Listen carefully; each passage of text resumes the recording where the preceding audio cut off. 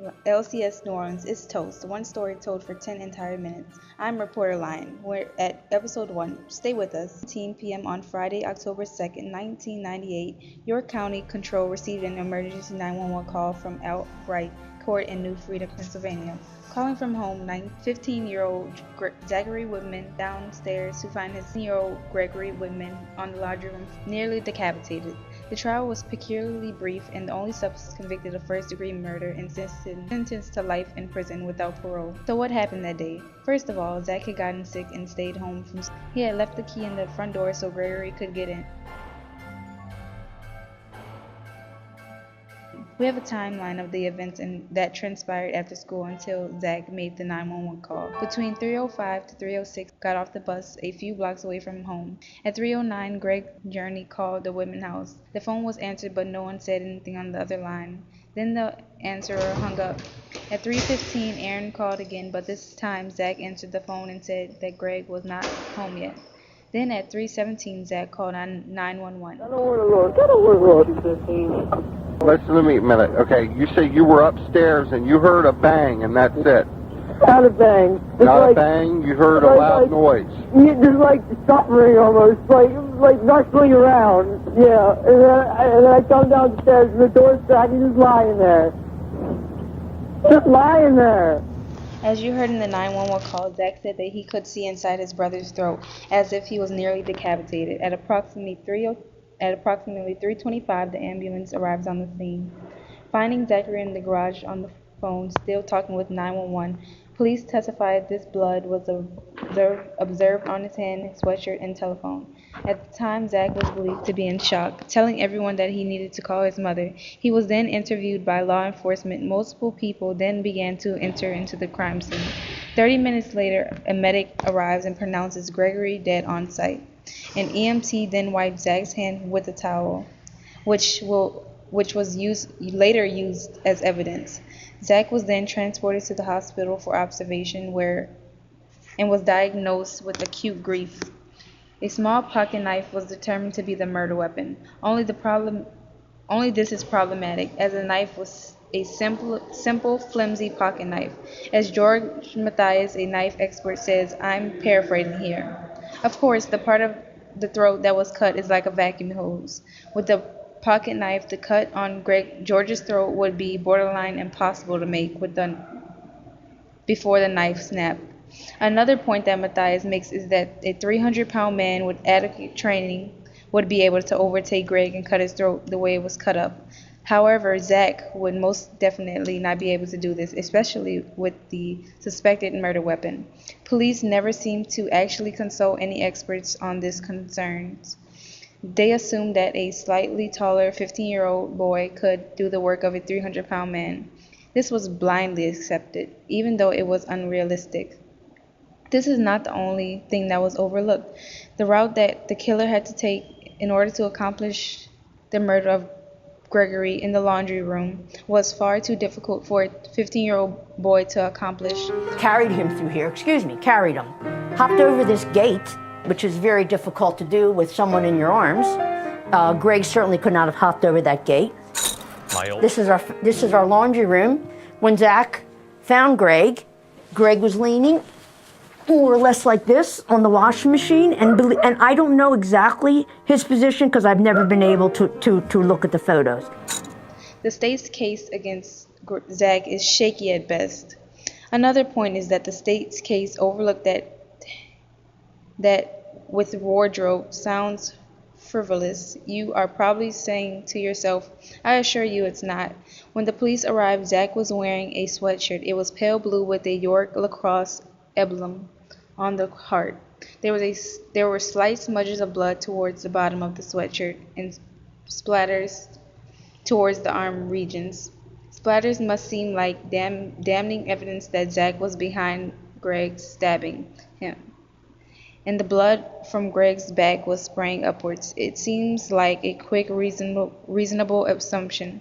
However, the direction of the projectile blood would have never have landed on Zach's arm, as Zach was not significantly taller than Greg. However, Whoever did kill Greg was extremely determined and angry, so the stabs would have been very hard. All this is basically say that the blood spatters are too down low and have been from stab wounds inflicted by Greg. It is far more likely that the blood came from Greg's cut jugular. The knife expert named George Mathias is also added that blood will be cloaking the walls, so Zach's sweatshirt does not fit the description. It is basically impossible for Zach to have so little blood on his body. This part is just personal to me. The state rules that relying on state law precedent is held that it was not cruel and unusual punishment to sentence a juvenile to life imprisonment without the possibility of parole. If that's not cruel and unusual punishment, I don't know what is, especially if because of the lack of evidence against him. Zach's mental health seemed completely fine according to the official record of the case. Zach had no criminal history, no history of violence, no school record of disciplinary actions. To all accounts, he was a good kid and he had a close and loving relationship with his younger brother. Zach had no history of violence, drugs, and didn't have a reputation as a liar, cheater, thief. There was no evidence of a mental disease. The murder weapon was claimed to be Zach's, as he had a collection of knives, but this seems much more normal after the fact that he also collects toy cars, Pez dispensers, old cameras, and things of the sort. Zach sounded like a pretty average kid who happened to be in the wrong place at the wrong time. To play off the clique he was in. Oh my God. He was in the house where a murder took place with no one else in the area that would hurt Greg.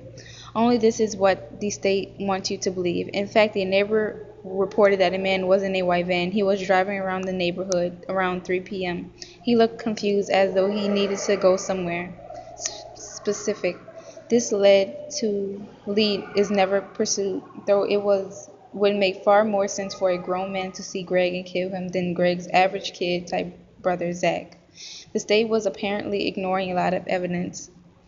The knife, Zach's ability, Zach's sweatshirt, the normality of Zach's mind, and the man in the white van. However, the biggest fumble in their case must have been the ignoring of the hair inside of Zach's throat cut.